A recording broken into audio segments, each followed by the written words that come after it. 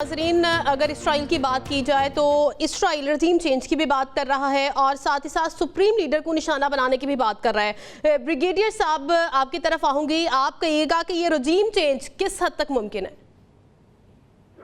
देखें, इनके जो ऑब्जेक्टिव्स हैं, पॉलिटिकल ऑब्जेक्टिव्स में ये शामिल है रजीम चेंज और मिलिट्री ऑब्जेक्टिव में डिस्ट्रक्शन ऑफ न्यूक्लियर इंस्टॉलेशन है।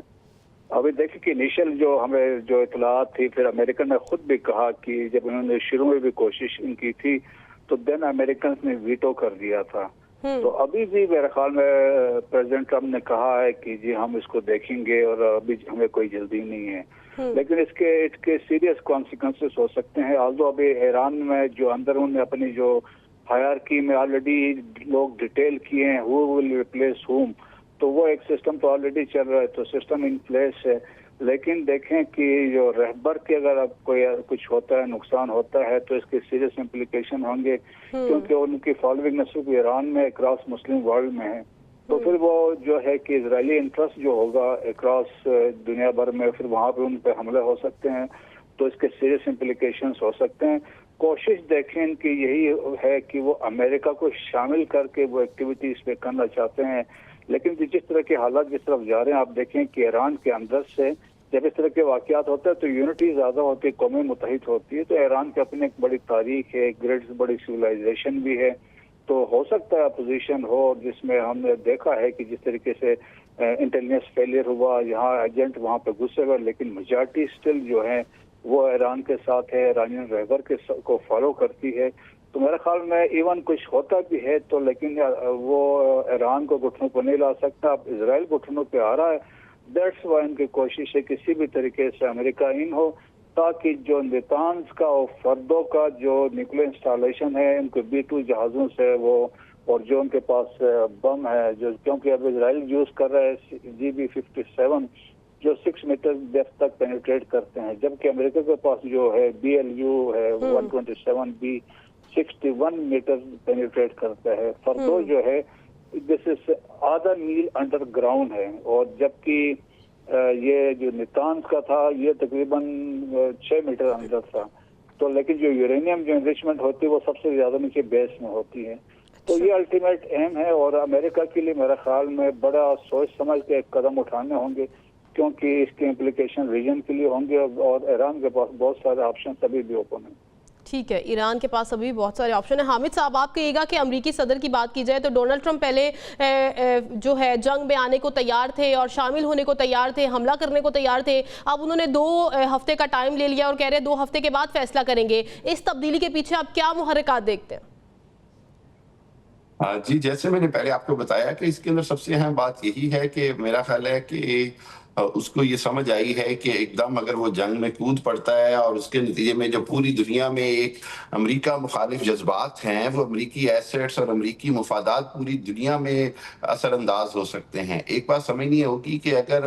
आयतुल्लाह खामनाई को निशाना बनाया जाता है तो फिर पूरी दुनिया में जो मुसलमान और जो खुसूसी शिया कम्युनिटी है, जो उनको अपना रूहानी पेशवा भी मानती है, वक्त का इमाम भी, वो एक बहुत बड़ा रिएक्शन देंगे। और इसी तरह जो सुन्नी कम्युनिटी है वो भी उनको एक मजहबी रहनुमा के तौर पर बहुत रिस्पेक्ट देते हैं, नॉन कंट्रोवर्शियल पर्सनैलिटी हैं। तो ये सारी चीजें मेरा ख्याल है कंसीडर करके अमेरिका को ये नजर आया कि अगर उसने एकदम से इसमें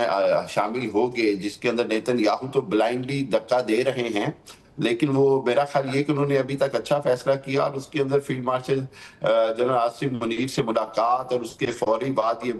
इस प्लान का चेंज होना, ये बात साबित करता है कि कहीं ना कहीं पे उनको बड़ी field marshal general Asim Munir की बात भी समझ आई है कि आप थोड़ा टाइम लें, मुज़ाकरात के लिए रास्ता, पीस को रास्ता दें। और मेरा ख्याल है कि कहीं ना कहीं हो सकता है कि इसराइल पर भी अब थोड़ा बहुत अमेरिका दबाव डाले कि आप इस अंदाज में जंगी अहदाफ हासिल नहीं कर सकते, इस अंदाज में आप पॉलिटिकल अहदाफ हासिल नहीं कर सकते। और ना तो ईरान जो है वो गजा है, ना ही ईरान जो है वो एक हिजबुल्लाह की तरह की तंजीम है, ना ही यहाँ पर वो होती के कबाइल का है, ना ही यहाँ बशर अल असद की गैर पॉपुलर हुकूमत है। यहाँ पर इस तरह नहीं है कि आप एक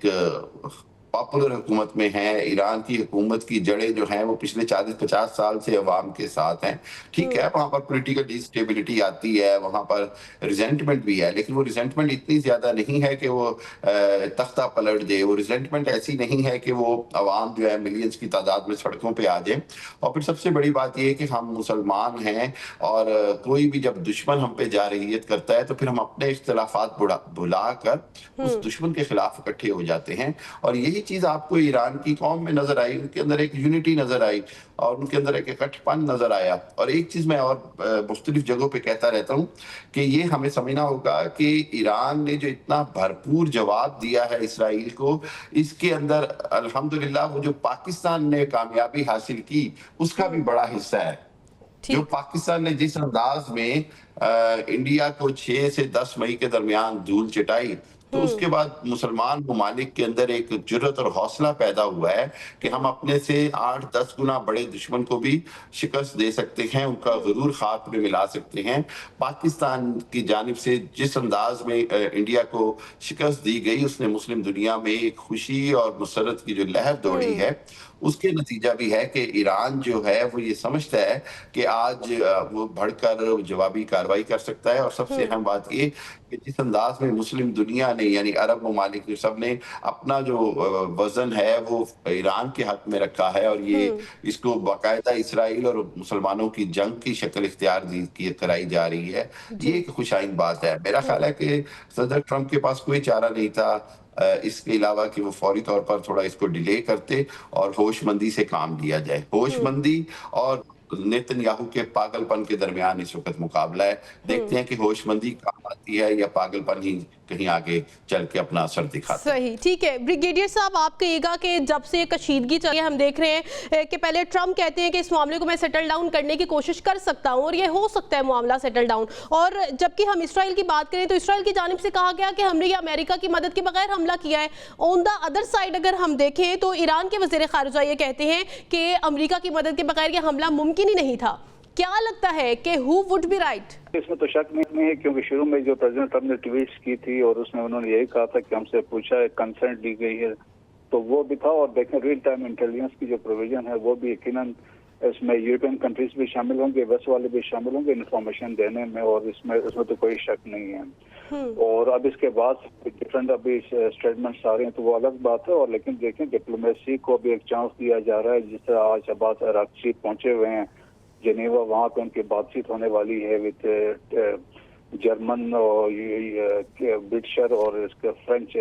फॉरेन मिनिस्टर से, और इसी पे बातचीत होनी, तो एक वो बातचीत चल रही है। लेकिन ये है एक्सक्यूज मी, इजराइल अपने बल बोते पे ईरान को शिकस्त नहीं दे सकता है, जो मर्जी वो कर ले। उसके लिए दैट्स वाई उनकी बड़ी कोशिश है किसी भी तरीके से अमेरिका इसमें हो, तो ऑब्जेक्टिव्स वो हासिल ना अभी तक उसने किया है, ना वो आगे कर सकता है। अनलेस अमेरिका से इन्वॉल्व होते हैं तो उसके लिए फिर ईरान के लिए मुश्किलात हो सकती हैं, क्योंकि ईरान देखें कि सैंक्शंस लगी हुई हैं और ऑलरेडी उनके पास बाकी जो पोटेंशियल है वो उनके मिसाइल्स में है, ड्रोन्स में है, टू सम एक्सटेंट उनके नेवल फोर्स है, बाकी कोई चीज उनके पास खास है ही नहीं है। तो ईरान को देखें सैंक्शन जिसमें लगे, वार स्टेमिना डिपेंड करता है how long they will continue, कहाँ तक वो उसको बर्दाश्त कर सकते हैं। और क्योंकि देखें एक आइसोलेशन भी है, डिप्लोमेटिक आइसोलेशन भी है, सैंक्शंस भी है, पड़ोस कोई मदद करने को तैयार नहीं है, तो उन हालात में ईरान के लिए मुश्किलात बढ़ सकती हैं। दैट्स वाई की देखें, मैं भी यही समझता हूँ कि ये जो दरमियान के जो 2 हफ्ते का गैप आया, ये इसके बाद ही आया है जब फील्ड मार्शल आसिम मुनीर की मुलाकात हुई है। और इवन देखें कि वहाँ पे फील्ड मार्शल ने वहाँ भी जाके कहा कि हम ईरान के साथ खड़े हैं। तो मेरा ख्याल में हमारा भी बहुत कंसर्न है पाकिस्तान का, हम नहीं चाहते कि ईरान के साथ कोई ऐसा वाकया हो, कोई नुकसान पहुंचे, और मुस्लिम उम्मा को उन्होंने रिप्रेजेंट किया है। तो मेरा ख्याल में लेट्स सी कि हालात किस तरफ जाते हैं, कि जी हालात किस तरफ जाते हैं। जिस तरह से ब्रिगेडियर साहब आपने डिप्लोमेसी का जिक्र किया है, मुबश्शिर साहब की तरफ चले जाते हैं, उनका पॉइंट ऑफ व्यू रख लेते हैं। मुबश्शिर साहब, आप कहिएगा कि जिस तरह से डिप्लोमेसी का आगाज हो रहा है और ईरानी वज़ीर ख़ारिजा अब्बास अरागची भी इस वक्त जो है जनेवा में है, आप इस पेशरफ्त को किस तरह से देखते हैं? मैं ये कह रहा हूँ कि मैं इस पेशरफ्त में एक होप देखता हूँ, क्योंकि इससे पहले डायरेक्ट एंगेजमेंट ईरानियंस की इंटरनेशनल कम्युनिटी के साथ उस तरीके से इन पर्सन नहीं हो रही थी, और स्पेशली वो स्टेक होल्डर جو اسرائیل کو سپورٹ کر رہے ہیں ان کے ساتھ نہیں اس طریقے سے ہو رہی تھی، سوائے اس کے کہ آپ ٹویٹر ڈپلومیسی کر رہے ہیں یا پھر ٹیلی فونک ڈپلومیسی ہو رہی ہے یا پھر انٹرنیشنل کمیونٹی جو ہے وہ دونوں طرف آدھے ہاف ہارٹیڈلی کہہ رہے جی ریسٹرینٹس کریں دونوں قوتیں. اور جب آپ ان پرسن ڈائلاگ کی ٹیبل پہ جاتے ہیں تو کہیں نہ کہیں کوئی برف پگھلتی ہے اور اس میں پھر جو انٹرنیشنل انفلوئنسرز ہیں بڑی طاقتیں ہیں، ٹھیک ہے یو ایس ہے لیکن اس کے ساتھ ساتھ آپ رشیا، چائنا،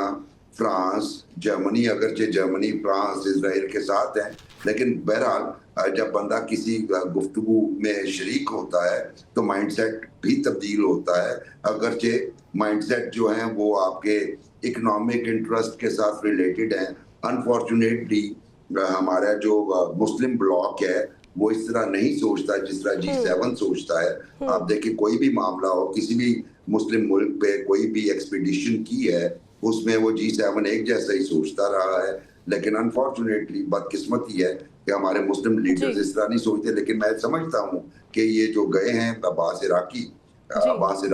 یہ ان کا جانا اچھی بات ہے، ایک اہم پیش رفت ثابت ہو